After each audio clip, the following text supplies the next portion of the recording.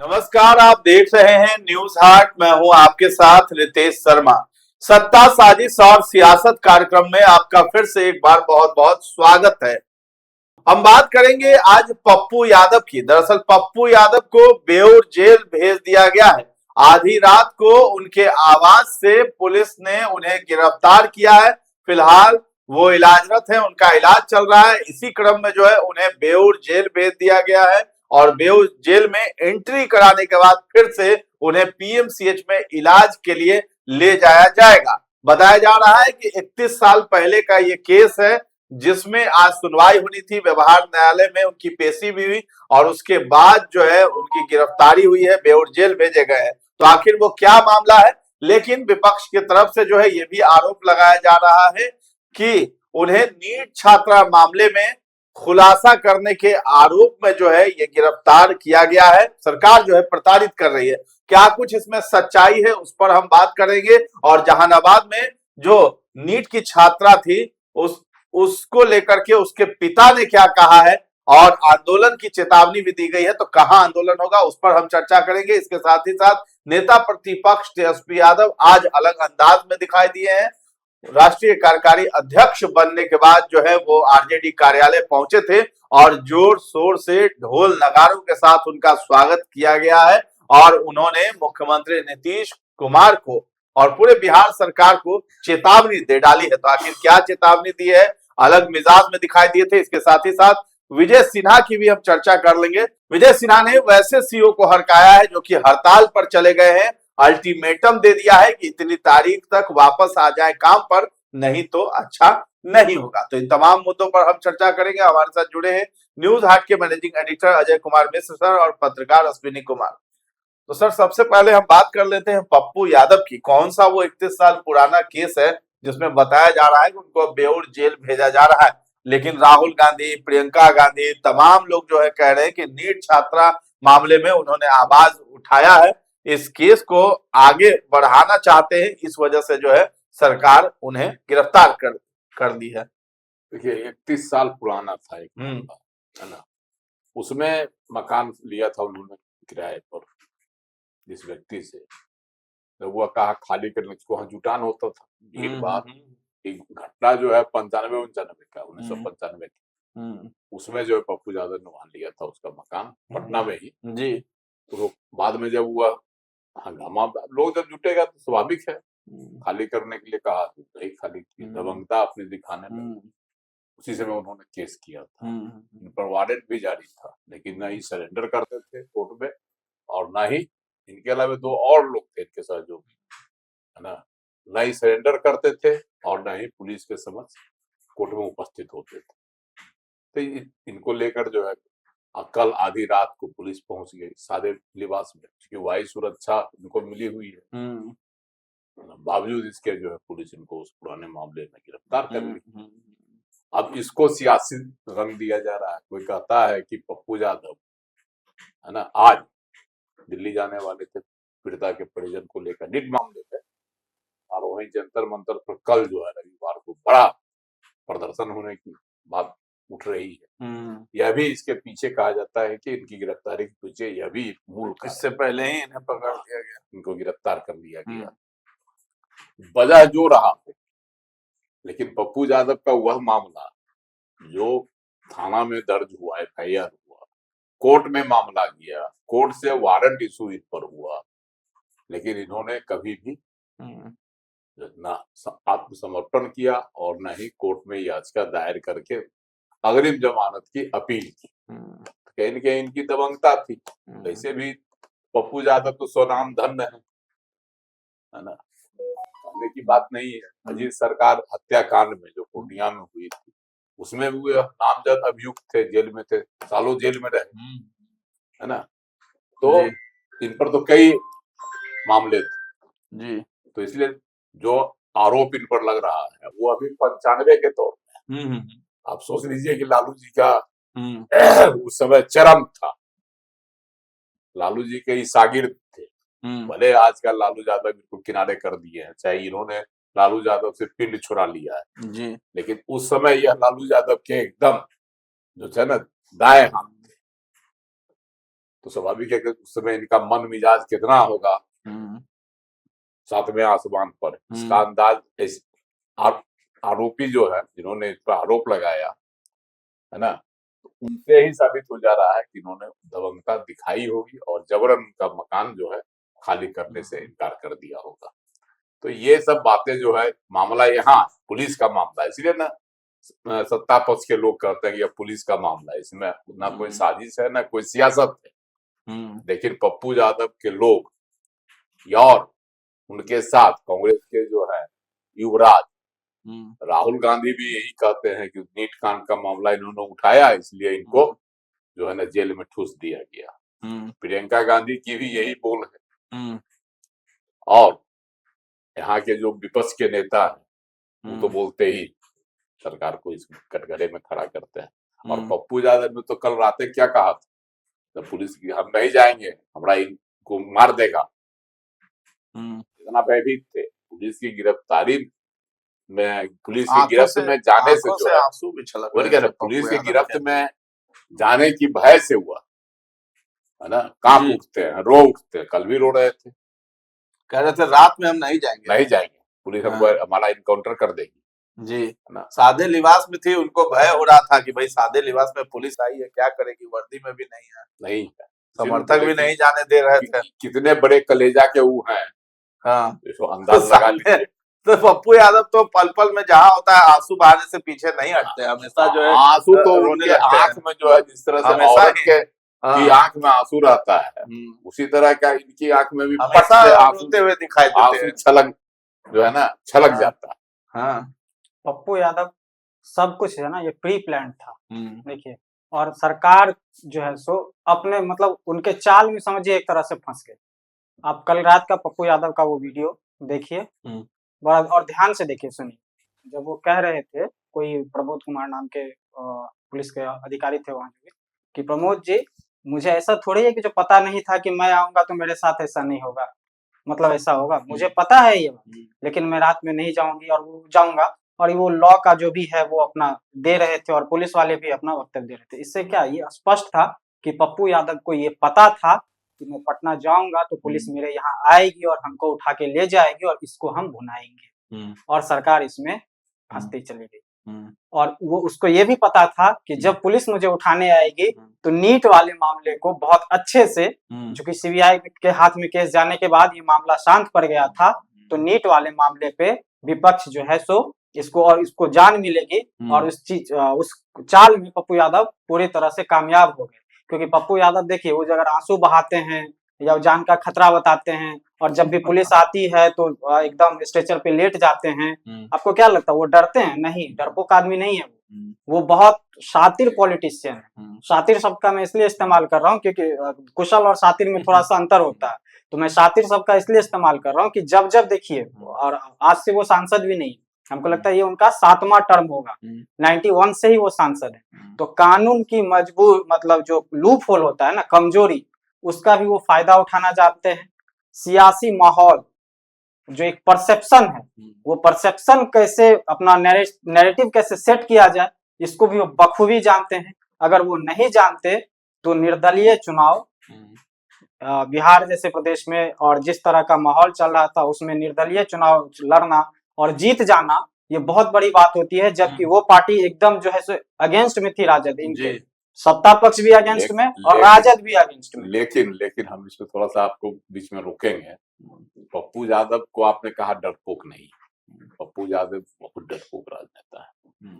Police से हुआ sir, वो पुलिस से डरते नहीं। पप्पू यादव को पता है कि कैमरे पे कैसे माइलेज लेना है, नहीं, और वो माइलेज लेना जानते हैं। जिस सरकार कांड में जो उन्होंने जेल में रहकर कष्ट भोगा है, समझे, और जो उनको पीड़ा हुई है, उससे वह चाहते हैं कि हम पुलिस की कस्टडी में नहीं जाएं। अगर वो चाहते हैं ना कि सर की पुलिस की कस्टडी में नहीं जाएं, तो ये जो समन जारी हुआ है ना, वो 2 तारीख को ही जारी हुआ है। और पप्पू यादव का बयान सुनिए कल रात का, कि उन्होंने ये स्पष्ट कहा है कि मुझे पता था कि मैं पटना में आऊंगा तो मेरे साथ ऐसा होगा। या तो वो यहाँ आते नहीं, पहली बात, और या दूसरी बात वो हाजिर हो जाते कोर्ट में पहले जाके, क्योंकि उन्हें भी भली बात ही पता है कल कि जो हम जाएंगे, समन है तो हमको पुलिस आएगी ही हमारे पास और ले जाएगी।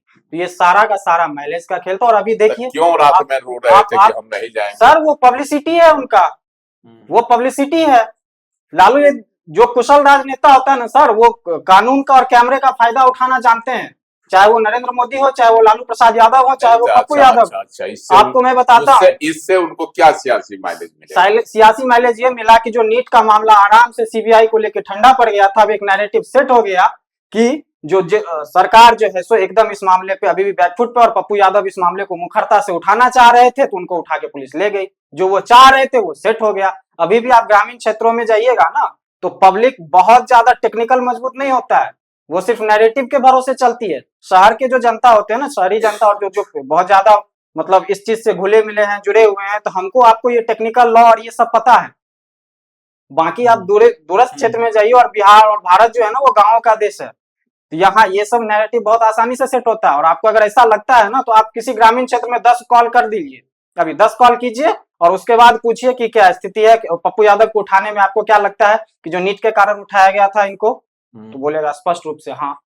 तो पप्पू यादव बहुत चालाक हैं शुरू से ही, और वो पॉलिटिशियन है। मैंने शातिर पॉलिटिशियन इसलिए कहा क्योंकि वो मजबूरी का मतलब जो कानून की जो लूप होल है और कैमरा, इस दोनों का फायदा उठाना जानते हैं। जैसे कि आप देखिए लालू जी तो ऐसा बच्चा के साथ खेलते नजर आते हैं और कोर्ट जाते हैं तो व्हील चेयर ले लेते हैं, तो इन लोगों को भी पता है। देखिए ऐसा भी हो सकता है कि चूंकि दिल्ली में कल जंतर मंतर पर प्रदर्शन है, भारी प्रदर्शन है, पप्पू यादव के ही लोग इसकी अगुवाई कर रहे थे, स्वयं पप्पू यादव भी उसमें पीड़िता के माता पिता ने भी कहा है कि हमें भी उन्होंने भी कहा है ले जाया जा रहा हो सकता है कि दिल्ली से कहीं निर्देश आया हो स्टेट गवर्नमेंट को कि इनकी गिरफ्तारी कर ली जाए दिल्ली में, या नीट मामले को लेकर हंगामा नहीं करें। तो सर नीट मामले को लेकर वहाँ राहुल एक बात वहाँ राहुल गांधी भी जो है इनके पक्ष में खड़ा हो जाते हैं। ठीक है, अब मैं बोल दूं इस पे सर, अगर राहुल गांधी, प्रियंका गांधी नीट मामले में अगर यहाँ के विद्रोह भी करते, भी वहाँ हंगामा भी कर, माफी चाहेंगे विद्रोह कह रहे हैं, मतलब वहाँ प्रोटेस्ट करते, हंगामा भी करते ना, तो सरकार के पास एक कड़ा कवच था कि केस सीबीआई को हैंडओवर कर दिया गया है। परिवार पहले भी कई बार एक बार मांग भी कर चुका था, जब सीबीआई को हैंडओवर किया गया था उसका स्टेटमेंट बदला है, उससे पहले वो मांग भी कर रहा था कि अगर पुलिस नहीं तो सीबीआई की जांच हो।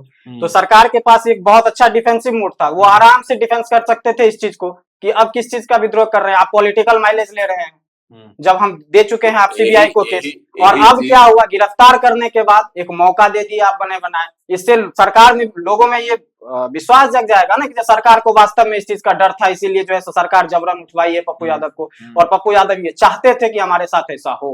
क्योंकि आप उनका स्टेटमेंट सुनिए, मैं बहुत गौर से सुन रहा था, और जो पुलिस से उनका वक्तव्य था उस वक्तव्य में उन्होंने स्पष्ट कहा, मुझे नहीं पता था कि जो मैं आऊंगा तो मेरे साथ होगा ऐसा, मुझे पता था।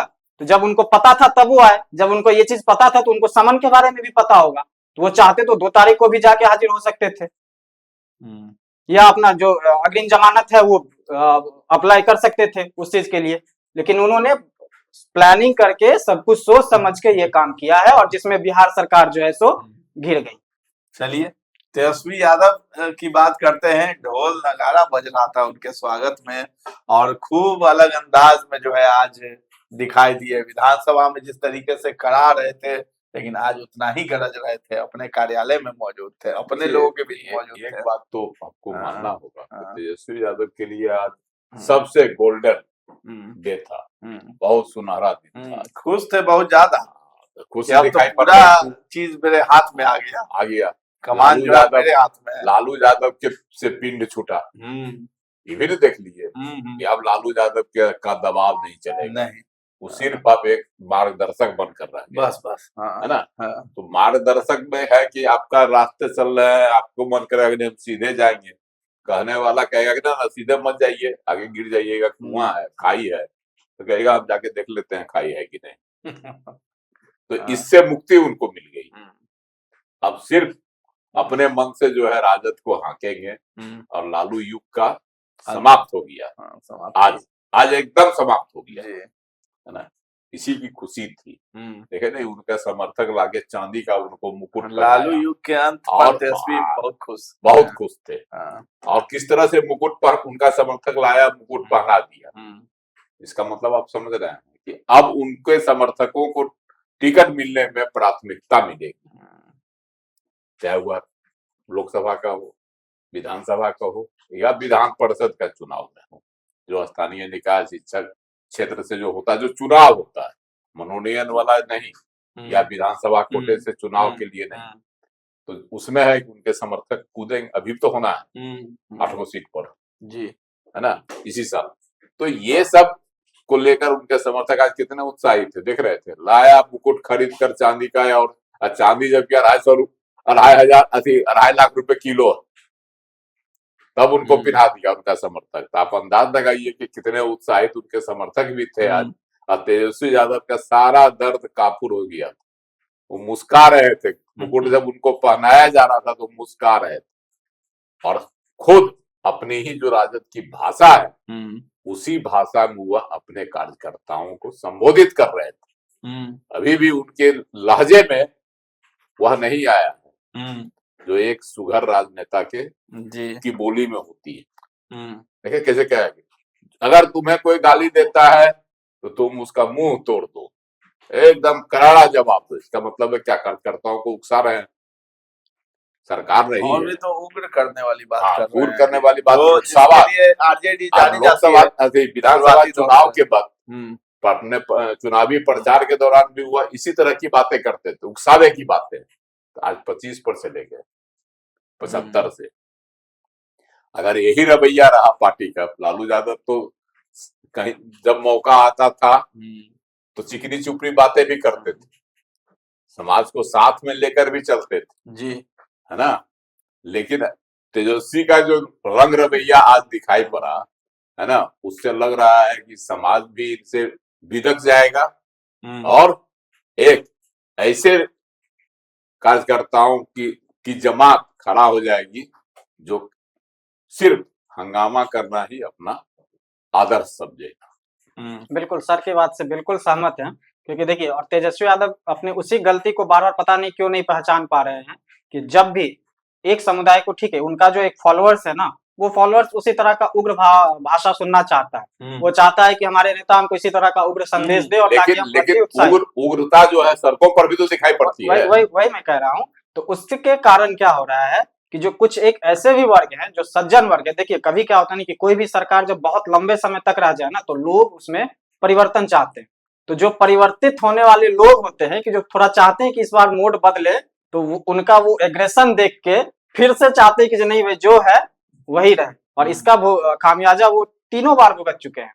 2015 के 2020 के चुनाव में आप देखिए, 2020 का ही चुनाव था ना सर, उसमें भी उनके साथ यही हुआ था। नहीं, 2020 में तो सबसे बड़ा दल बन गया। बड़ा दल बने थे, लेकिन सीएम की कुर्सी तक पहुंचते पहुंचते रह गए थे। उसके पीछे का कारण था कि जो अंत समय में जो माहौल बदला, आपको याद होगा कि सासाराम के तरफ ही कहीं एक बयान उन्होंने दे दिया था कि जो बाबू साहब के छाती पे चढ़ने वाली बात हो गई थी। उसके बाद उस समय का एक माहौल बदला जिससे वो कुर्सी तक पहुंचते पहुंचते रह गए। दूसरी बात फिर आइए इस बार के विधानसभा चुनाव में, अपने ही क्षेत्र में जो भाषा का उन्होंने जिस तरह का प्रयोग किया कि सब अधिकारी उठेगा, चाय पिलाएगा, सैल्यूट ठोकेगा, तो इस चीज को, और जिसका परिणाम यह हुआ कि इस बार के चुनाव में आप भी घूम रहे थे, हम भी घूम रहे थे, सब आदमी, और ये देख रहे थे कि काउंटर वोटिंग हुआ। जो लोग घर से नहीं भी निकलना चाह रहे थे वो भी निकल, क्योंकि उनके समर्थक उग्र होते हैं, उनका जो भाषा है, जो लहजा है, उसके बाद उनके जो फॉलोअर्स है उनको उसी में जोश आता है। तो जब देखे कि एक तरफ से इस तरह की वोटिंग हो रही है और ऐसी बातें हो रही हैं, तो लोग फिर से 2005 से पहले की कल्पना करने लगे कि संभवतः ऐसा ही दिन आ जाएगा, इसीलिए काउंटर वोटिंग होने लगी। तो एक तरफ तेजस्वी यादव पता नहीं इस चीज को क्यों नहीं समझ पा रहे हैं, और आगे समझेंगे हो सकता है, क्योंकि अभी बहुत राजनीति बाकी है उनकी, कि जो अगर आप सिर्फ एक तरफ को जोश में लाने की कोशिश करेंगे ना, तो जो जुड़ने वाले हैं वो भी टूटेंगे, और उसके बाद आप जिस फॉलोअर्स को ये उकसा रहे हैं, मतलब इस तरह का भाषा का प्रयोग करने के लिए बोल रहे हैं, उन फॉलोअर्स में भी अब साक्षर, मतलब लिटरेसी रेट बढ़ रही है, लोग पढ़ रहे हैं, लोग चीजों को समझ रहे हैं। तो एक तबका तो उनसे अलग ही कट जाएगा जो इस चीज को पसंद नहीं करेगा, तो बाकी उनका धीरे धीरे फॉलोअर की संख्या कम होते जाएगी, और ये परेशानी उनके लिए लगातार बनी रहेगी अगर वो इस चीज में सुधार नहीं लाते हैं तो। लेकिन एक बात है, विधानसभा चुनाव भले वो 25 पर सिमट गया, वोट कम नहीं लाए, 1,80,00,000 वोट लाए। बिल्कुल हम आपसे सहमत है सर, वो वोट इसी तरह आएगा, लेकिन सीट में कन्वर्ट कभी नहीं हो पाएगा क्योंकि सीट में कन्वर्ट करने के लिए ना हर जगह वही 2,000, 4,000, 5,000 वोटों की आवश्यकता होती है। आप देखे होंगे, मतलब अमूमन जो होता है, और वही वोट उनका घटते जाएगा। यही परेशानी होगी उनके साथ। वोट आना और सीट में कन्वर्जन दोनों में बड़ा फर्क होता है और दोनों का जो कैलकुलेशन है बड़ा अलग होता है। ज्यादा तो आज ने भी आरोप लगाया, आज भी उन्होंने आरोप सर लगाया। वो आरोप नॉन प्रैक्टिकल है। आज जो है वोट खरीद लिया गया। हाँ तो तेजस्वी यादव को सुप्रीम कोर्ट का वो बयान पढ़ना चाहिए जो सुप्रीम कोर्ट ने प्रशांत किशोर को कहा। तो तेजस्वी यादव थोड़ा पढ़ाई लिखाई की तरफ भी ध्यान देंगे तो थोड़ा सीरियस पॉलिटिशियन बनेंगे। सीरियस पॉलिटिशियन वो बनना चाहते हैं लेकिन भटक जाते हैं। आज लेकिन तेजस्वी बहुत ज्यादा खुश है, उम्मीद है कि आरजेडी को नया रंग रूप देंगे, बदलेंगे, कलेवर बदलेंगे। विजय सिन्हा की बात करते हैं, विजय सिन्हा भी चुप नहीं बैठ रहे हैं, लगातार जो है एकदम बुलंदियों पे जो है एकदम पहुंचे हुए हैं, एकदम निडर होकर के बेबाक एकदम बोल रहे हैं। विजय सिन्हा जो है ये एकदम बढ़ैया का जो लूक होता है, लखीसराय वहाँ टाल की मिट्टी होती है सख्त, वही है ना, उसी तरह का जो है ये भी शक्ति दिखा रहे हैं। टाल की मिट्टी को सख्त अंदाज, सख्त लहजे में जो है टाल की मिट्टी को अगर आप उठा के फेंक दीजिए किसी के सिर पर तो ईंटा से कम नहीं रहता है, हाँ, सिर फोड़ ही देता है जी। तो उसी तरह के है तो टाल की मिट्टी के, है ना, तो उसी तरह की शक्ति यह दिखा रहे हैं। आज तो उन्होंने एकदम बड़ी कड़ी चेतावनी दे दी कि 9 तारीख को मतलब सोमवार को जो हड़ताल पर हैं सीओ वह काम पर वापस नहीं आएंगे तो उनको कड़ा जो है ना अंजाम भुगतना होगा। तो बताइए बहुत बड़ी चेतावनी हो गई। इससे तो पहले भी कई बार कितना सीओ अधिकारी को मंच पर से सस्पेंड करवाते रहे। चेतावनी तक ठीक है, अगर एक बार कार्रवाई हो जाए ना तो ये बिहार के लिए मिसाल बनेगा। और ये कार्रवाई अगर एक क्षेत्र में होती है, अगर विजय सिन्हा इसमें हिम्मत दिखा पाते हैं, क्योंकि और अभी तक जो उनका कार्यशैली रहा है इसमें तो बहुत हिम्मत दिखाई है उन्होंने और ये बहुत सराहनीय काम है उनका। लेकिन 9 तारीख को अगर वो वास्तव में एक कड़ी कार्रवाई करके कोई एक मिसाल पेश करते हैं ना तो राज्य का कायाकल्प हो जाएगा। लेकिन अभी भी तेजस्वी क्या कहता सुनी जी, बालू वाला जो काम है वो आप जाके दीघा इस सब में जाके देखिए, नाव से कैसे, नाव से अवैध बालू आता है, वैध बालू नहीं आता। अब भोरे भोर उसको खाली कर देता है। अगर दीघा में पुलिस रहती है, गश्ती पुलिस, तो नासरीगंज में उतार देता है। तो इसमें एक चीज हम कहेंगे सर, तो इस पर तो रोक नहीं लगा पाए। एक चीज हम कहेंगे सर, देखिए आप जब भी अपराध के लिए कोई नियम कानून बनाते हैं ना अपराध रोकने के लिए, तो अपराधी जो होता है वो नया रास्ता ढूंढता है। तो अपराध पूरी तरह से खत्म करने का जिम्मा सिर्फ पुलिस या शासन का नहीं होता है, उसमें हमारे आपके जैसे आम लोगों की भी बहुत अहम भागीदारी होती है। हम आप जब कटेंगे ना इस चीज से तो सरकार पूरी तरह से नहीं खत्म कर पाएगी किसी चीज को। हर जगह विजय सिन्हा नहीं बैठे होंगे, हर जगह पुलिस नहीं बैठी होगी, उनकी पुलिस तो होगी, वही बता रहा हूँ सर, वही बता रहा हूँ ना सर, हर जगह पुलिस नहीं बैठ सकती है। बिहार की जितनी आबादी है और जितने पुलिस बल की संख्या, आप हर जगह पुलिस को नहीं बैठा सकते, ये प्रैक्टिकल। उन्होंने इसका एक रास्ता भी निकाला है। क्या रास्ता है कि आप हमको सूचना दीजिए, सूचना सही पाई जाती है तो आपको पुरस्कृत भी करेंगे और आपका नाम भी गुप्त रखा जाएगा। तो पब्लिक भी तो कुछ जहमत उठाए सर, कुछ जिम्मेदारी तो पब्लिक भी निभाए ना। खुलेआम तो अनलोड होता है सर, तो इसमें पब्लिक की भी गलती है। अगर आप देखते हैं तो आप भी जाइए, हम देखते हैं तो हम भी जाके शिकायत करेंगे। खुलेआम करता, पुलिस देखते रहती है। तो सर आप वीडियो बनाइए, जो आम सर आम पब्लिक वीडियो बनाए उस अधिकारी का और भेजे विजय सिन्हा को। आप पब्लिक जहमत क्यों लेगी? तो बस, तो सर आम पब्लिक का काम क्या है? सिर्फ सरकार को गरियाना प्रशासन का काम है। आम पब्लिक की जिम्मेदारी नहीं है कि प्रशासन का सहयोग करे। प्रशासन सिर्फ अखबारों में, मीडिया हाउस में बयान दे। तो प्रशासन में मैं आपको बताता हूँ सर कि प्रशासन हम जो कर रहे हैं उसका कितना असर हो रहा है, इसका भी तो मूल्यांकन करना होगा। तो सर हर जगह आप बहुत, तो इसके बावजूद मैं बता सकता हूँ बहुत ऐसा जगह जहाँ खनन पूरी तरह से बंद हो गया, रुक गया। तो प्रशासन में भी मैं पहले भी कहा था कि कुछ लोग ऐसे हैं जो अपना ईमान बेचे हुए हैं। ओवरलोडिंग की जो समस्या थी, विजय सिन्हा कुछ दिन पहले ही कह रहे थे कि वो खत्म कर दिया गया, विधानसभा में ही कह रहे थे, जो ओवरलोडेड बालू। और उन्होंने ये स्पष्ट रूप से कहा कि आप उसके बाद उन्होंने जो बालू के जो रेट, तो आप जाकर जो है, सुनिए रुकिए आप जाकर जो है मौका मुआयना कर लीजिए ना। तो बोले दीघा थाना से पहले उन्होंने सुबह जो जाके देखिए, या बेली रोड में सगुना मोड़ से पहले, है ना, वहाँ जो ट्रैक्टर लगे रास्ता है जितना, उस पर देखिए कितना ओवरलोड बालू रहता है। आप देख सकते हैं, तो देखने की बात सर। एक चीज क्या है, कहाँ खत्म हो गया सर, एक चीज है ना सर कि अगर किसी जगह को गंदा करना हो ना तो वो 1 मिनट में कर सकते हैं, लेकिन उसको साफ करने में ना घंटों लग जाता है। आज जो बालू बात होती थी बालू के रेट जो है आसमान छूते थे, वो बिहार में जो बात तय बिहार में जो बात होती थी ना, बालू पहले ट्रक से ओवरलोडिंग की बात होती थी, वो ट्रक घट के अब आया है ट्रैक्टर पे। समय दीजिए, वो ट्रैक्टर घट के आ जाएगा क्या बोलते हैं उसको, पिकअप पे, और उसके बाद ये भी खत्म हो जाएगा। और पब्लिक भी अगर अपनी जिम्मेदारी निभाए तो वास्तव में, क्योंकि जब सरकार जिस मोड में काम कर रही है और जिस हिसाब से उन्होंने स्पष्ट रूप से ट्रैक्टर से बालू बेचने वाला क्या कहता है जानते हैं? सुन लीजिए ना, क्या कहता है, सर ओकरा से ज्यादा बा है ना, और ज्यादा बा करके वो बेचता है। अब थाना से कितना दूरी पर है? 100 गज की दूरी पर लगा के ट्रैक्टर रखता है सब। ऐसी शिकायतें थाना और किसी कभी ना कभी कोई ना कोई देखेगा, पकड़ाएगा तो थाना अधिकारी भी नपेंगे। उन्होंने तो स्पष्ट कहा है कि जो अधिकारी सिन्हा का ये कहा गया है कि अगर पुलिस की किसी अधिकारी पर, पुलिस अधिकारी पर विजय सिन्हा ने आज तक कार्रवाई की? सर, जहां सबूत मिलेगा कार्रवाई होगी। जिस हिसाब से सीओ पे कार्रवाई हो रही है, पुलिस अधिकारी पे भी कार्रवाई होगी। पब्लिक को भी अपनी जिम्मेदारी निभानी होगी। पब्लिक का काम सिर्फ इतना नहीं है कि जो गए वोट दे दिए और उसके बाद 5 साल गरियाते रहे, ऐसा नहीं है। या नहीं दिए तो चुनने का अर्थ क्या हुआ? तो सर, चुनने का अर्थ तो आप जवाबदेही निभाएंगे, तो जवाबदेही निभाएंगे तो आपकी भी तो सहभागिता होनी चाहिए सर। सहभागिता होगी जगह आप कार्रवाई कीजिएगा तब ना। कार्रवाई करने के लिए तो स्पष्ट कर रहे हैं, आप भेजिए, नहीं भेजिएगा तो कार्रवाई नहीं होगी। कहा कि पुलिस की अगर मिली भगत है, जो माफिया सक्रिय है, ओवरलोड हो रहा है, तो पुलिस भी उस जगह अगर मिली हुई है तो जनता को अलर्ट रहना है, देखना है। अगर कहीं मान लीजिए पुलिस ही मिली हुई है तो कार्रवाई तो हम कर ही रहे हैं, लेकिन सब जगह जो है नहीं होगा तो कुछ वीडियो बना के भेजिएगा तो कार्रवाई इतना आसान है। इसी रूम में बैठकर आम जनता को क्या सुरक्षा मिलेगी? आम है पहले उन्होंने तो स्पष्ट कहा है कि उसकी पहचान गुप्त रखी जाएगी, स्पष्ट कहा है। कई एक लोग हैं जो ऐसा नहीं है, बनाते हैं, वायरल करते हैं, भेजे हैं और उनको पुरस्कृत किया गया है। ये ऑन रिकॉर्ड है डाटा।